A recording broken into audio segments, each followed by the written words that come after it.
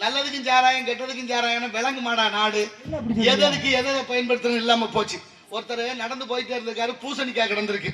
பூசணிக்காய்னா தர்பூசணி இல்ல, சாம்பல் பூசணி, திஷ்டி பூசணி, இந்த நீத்து பூசணி, திருநெல்வேலி மக்கள் தடியங்காயின்னு பேரு. ஆமா, பெரிய திஷ்டி பூசணி. அந்த பூசணிக்காய் வெள்ளை வெள்ளைன்னு உருளையா கிடந்திருக்கு. இவனுக்கு சந்தேகமா இருக்கு, பூசணிக்காய் அது இது என்ன காய், என்ன இவ்வளவு பெரிய காயா கிடக்க அப்படின்னு போய் உருட்டி பார்த்திருக்கேன். அது கொடியில காய்ச்சிருக்கு. இவனுக்கு பொறுக்கல, ஒரு சின்ன கொடியில இவ்வளவு பெரிய காய், எப்படி அது பொருத்தமா இருக்கா? கொஞ்சம் கூட பொருத்தமே இல்ல. படைச்சது யாரு? கடவுள் தானா?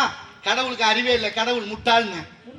கடவுளை முட்டாள்னு, கடவுளை முட்டாள்னு சொல்லிட்டு இருக்காங்க நாடு பூரா. அவங்களோட நம்மளும் தர்றோம், என்னத்தை சொல்றது.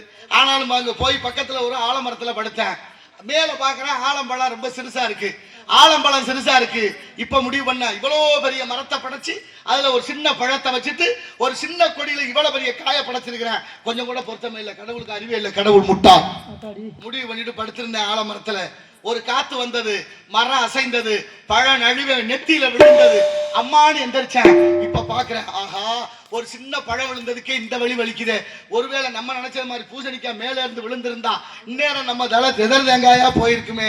கடவுள் அறிவாளிதான், கடவுள் சரியானவன் தான், இறைவன் மிகப்பெரியவன். கடல் கடலாக, நதி நதியாக, ஆறு ஆறாக, மலை மலையாக, வயல் வயலாக இயற்கை ஒண்ணு போல படைத்து வைத்திருந்தான். மனித பேராசையில அத்தனையும் தலைகளா போச்சு.